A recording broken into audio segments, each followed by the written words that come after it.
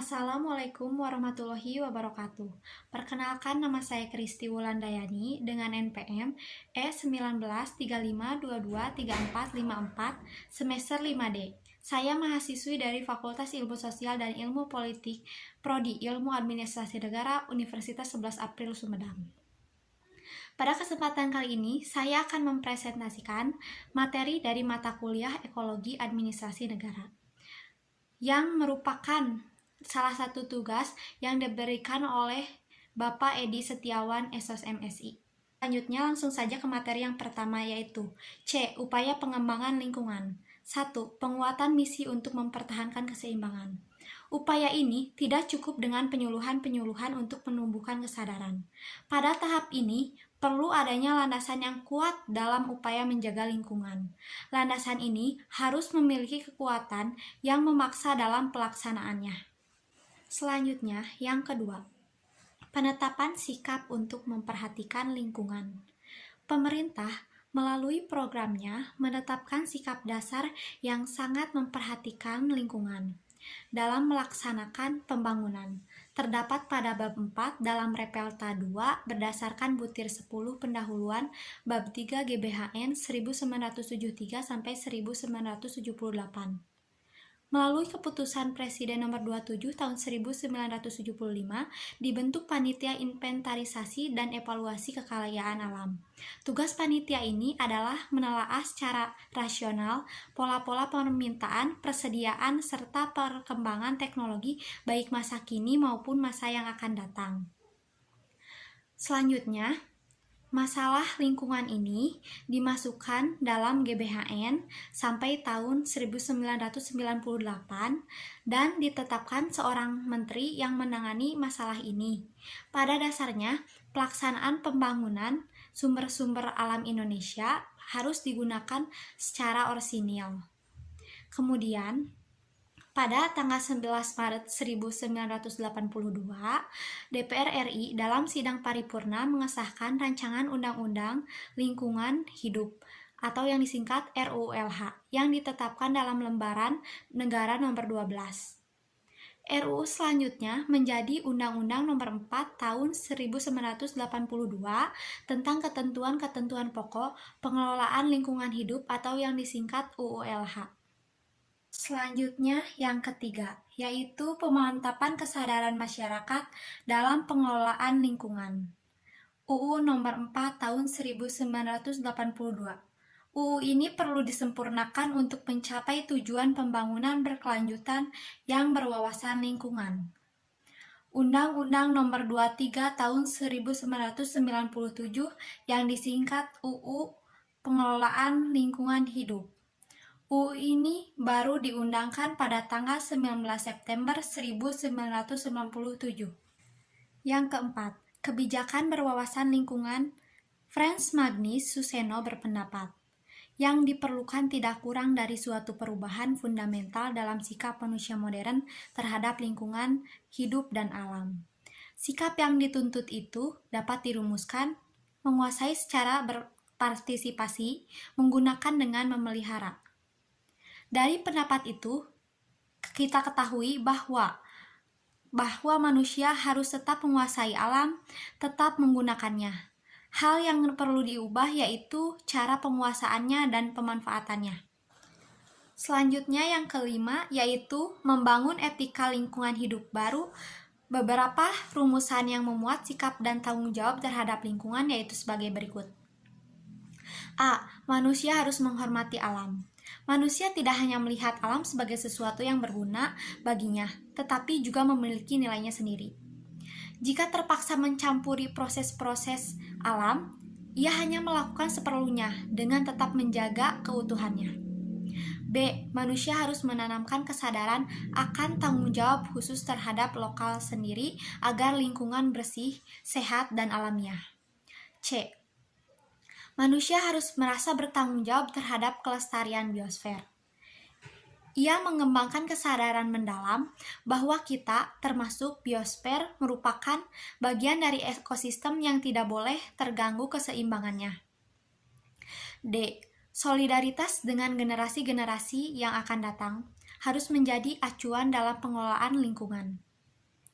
Manusia bertanggung jawab untuk meninggalkan ekosistem bumi secara utuh dan baik kepada generasi yang akan datang.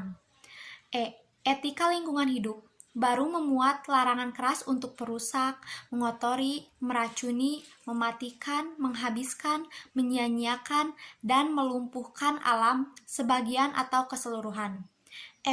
Perlu dikembangkan prinsip proporsionalitas. Pembangunan pasti akan mengubah atau merusak lingkungan, baik sedikit maupun banyak. Untuk itu, urgensi suatu program dan akibat kerusakan lingkungan yang akan ditimbulkannya perlu diperhatikan. Prinsip pembebanan biaya pada penyebab. Kerusakan lingkungan yang disebabkan oleh pihak tertentu akan menyebabkan kerugian bagi seluruh masyarakat. Mewujudkan pembangunan yang berwawasan lingkungan.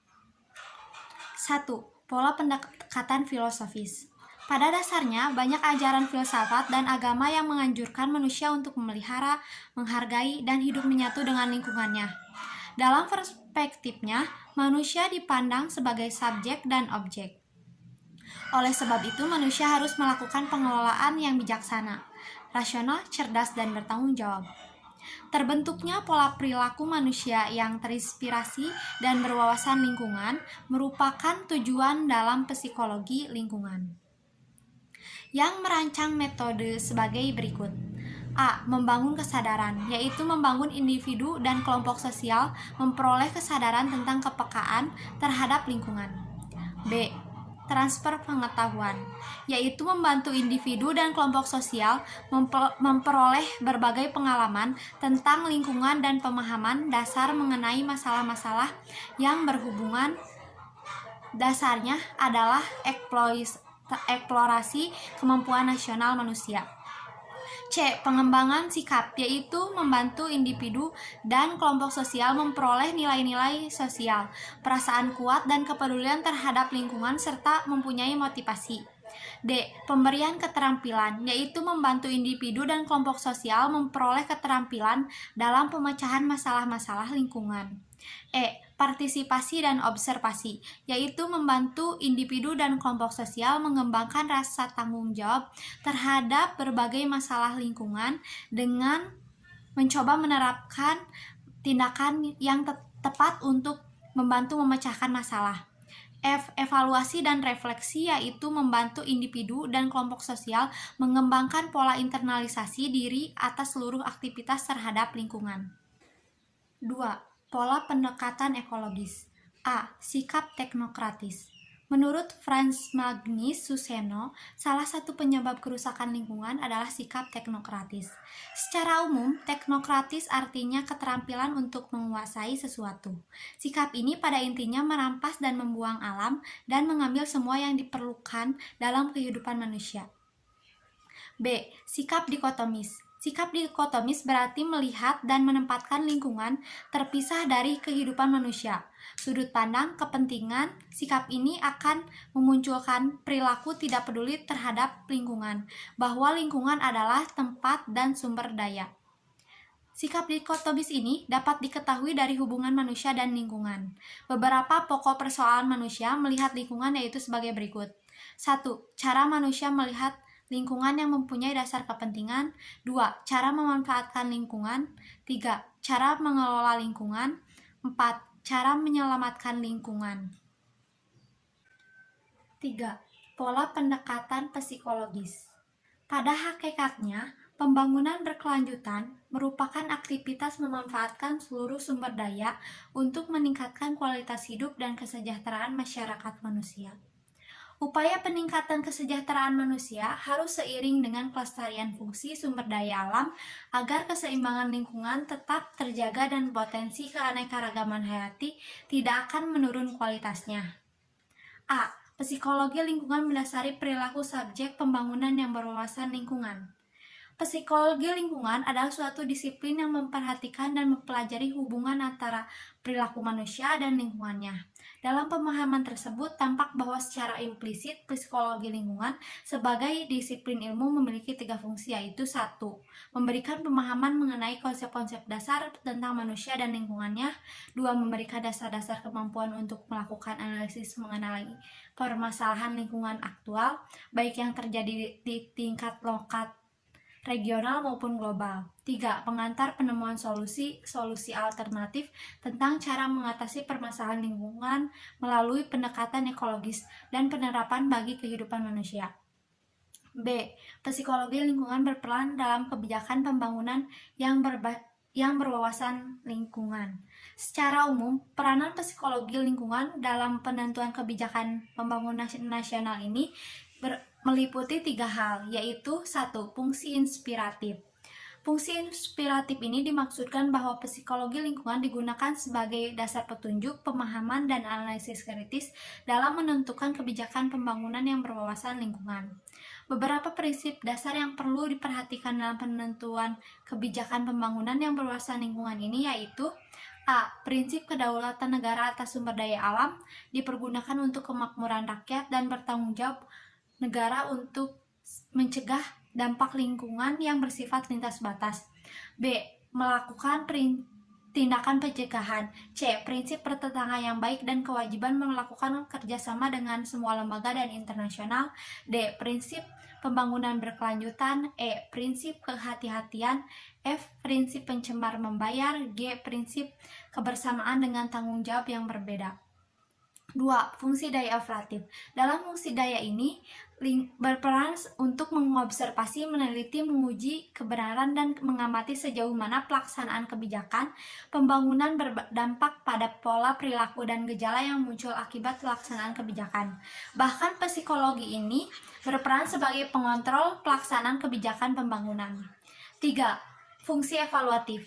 Fungsi ini dimaksudkan sebagai berperan dalam mengevaluasi proses pelaksanaan kebijakan pembangunan yang telah dilaksanakan. Sekian dan terima kasih. Mohon maaf bila ada kesalahan. Wabillahi taufiq wal hidayah. Wassalamualaikum warahmatullahi wabarakatuh.